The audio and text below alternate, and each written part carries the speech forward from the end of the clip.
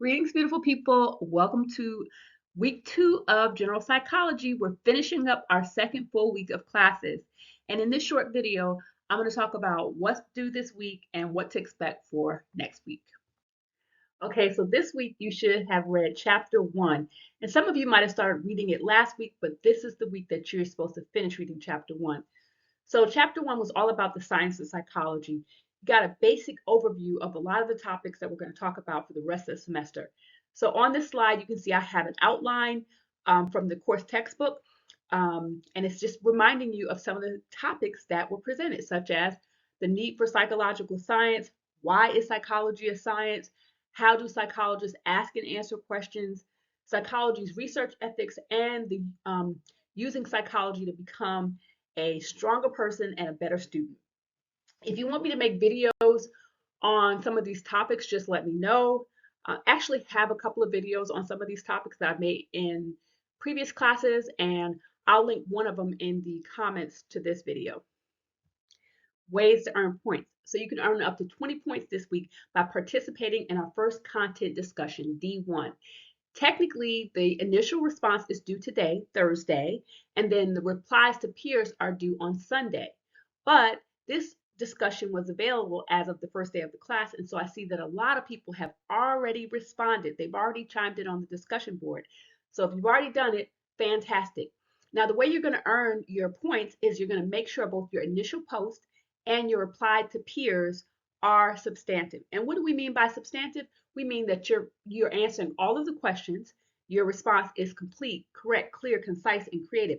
If you didn't watch my video on the discussion board, how to maximize your points on the discussion board, and how to get the most out of the discussion board, in other words, learning about psychology from talking to your peers, then you want to watch that video. But for the purposes of this short video, just know that in this week you can earn up to 20 points if you both hit reply to 2 class members and you make your initial post. I do want to I want you to be aware that when you the first time you try to go to D1, you're not going to see any of your class members' posts until you first make your post. And the reason why is because we want everybody's post to be original. We don't want any copying, any mimicking, any imitation. So you have to make your first post. And once you do that, then whoever else has responded, you'll be able to see everybody else's post. You don't have to necessarily respond to the first person you see. You can scroll around and find something that somebody who hasn't had anyone respond to them, or somebody who says something that catches your eye, it looks kind of interesting, or somebody who did something different than what you did. So what's on the horizon for week 3? In week 3, you'll have your second discussion, so D2, and you can earn another 20 points. And then you're going to have your first team charter, and the team charter is worth 10 points. The team charter is like a team plan. And in this assignment, you're basically going to lay out the ground rules for how you and your group members are going to communicate. Who's going to be the team leader? Who's going to research? You can have more than one researcher. Who's going to be the creative guru? What kind of presentation are you going to do? Are you guys going to collaborate and make a video, or are you going to collaborate and make a PowerPoint? How do you want to communicate? Do you want to communicate via the feature in Canvas, the shell that I set up for you, or would you guys rather text back and forth? Do you want to call each other on the phone? It's really up to the group. But in this charter, you'll get some more instructions next week. But for now, just know that's what's coming up next week. It's really starting to work on the topic. Okay, the group project. So this group project is something that is a semester-long thing. Okay, so there's several smaller assignments that lead up to one big assignment. The big assignment is you're working with your class members and creating a presentation, the equivalent of a 15-minute oral presentation. Because we're a virtual class, we don't meet face-to-face. So we're not going to have a Zoom and see people's presentations. What will happen is you'll either make a slideshow with speaker's notes, or you'll make a video and you'll present it to me, and then I share that with the class. So the presentation is a research assignment above all else. And another is the opportunity for you to connect with other students.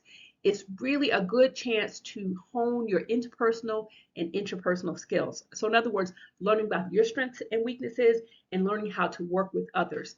Now, Sometimes these group projects turn out to be fantastic and people get along so well and they're so wonderful. Other times it can be very frustrating because you have to get on the same page with someone else, and often that can be tricky. Now, because this is an online class, you are not required to meet up face to face, okay? But what happens with a lot of groups is they'll change email contact or emails or phone numbers with their fellow members in their group, and they'll communicate that way. I have set up a a Canvas shell for each group. And what this Canvas shell is, only the members who have been assigned to your group can see that shell. So you guys can upload things, you can communicate back and forth, and the shell is for each individual group. And if you're wondering how to access the shell, from the home page, click on People, then click on Group Project, and then you should see three little dots. Use the three little dots to go to the group's homepage. And because this is a new group, you don't have a homepage. So you and your group members can create a homepage, or you can post an announcement, you can post a discussion, you can just get the ball rolling. Okay, so this week, even though there's nothing due for the group, you are assigned the group so you know who you're working with. And I suggest using this week to start thinking about organizing and planning what you're going to do. So you've been assigned members and you've been assigned a topic. You want to take that topic that I've assigned you and you want to narrow it down, play with it, do a search, a Google Scholar search, or go to the library here on campus virtually and play around with the topic so that you narrow that topic into something more focused, more specific. The topics range anything from cross-cultural studies of death and dying to surrogacy to designer babies. So whatever your topic, you and your members have to work together to research it and to present what you find to the class. If you're wondering about a timeline, you can go to the syllabus by clicking on Simple Syllabus in Canvas, and you can look at the course overview that has like all the dates in the class, and that'll show you exactly when the project is due. Coming up, you'll have a project plan that'll be due. I don't know if it's next week or the following week, but I'll be making another video and I'll give more instructions when it comes to that. In the meantime, I've made several videos about the group project and I'll share those in the links also if you want to take a look at those. All right, I'm keeping the video under 10 minutes. If you have questions, comments, compliments, or concerns, you know what to do. Go ahead and send me an email. The best way to contact me is via email in Canvas. Use the inbox feature in Canvas, and I'll see it and I'll get back with you. If you don't want to email and you want to call me on the phone, my extension is 1612. Keep in mind, I'm only on campus on Mondays and Wednesdays, and I do have classes, 3 classes on Mondays and Wednesdays. So if you call and I'm in class, I'll get back to you when I'm back in the office. My office is located in Building 8, room 106G, and I do host office hours on Mondays and Wednesdays before and after my classes. These office hours are listed in the announcement on Canvas. They're listed on my door outside of my office. They're listed in the syllabus. So, if you want to get in touch with me, I'm here for you.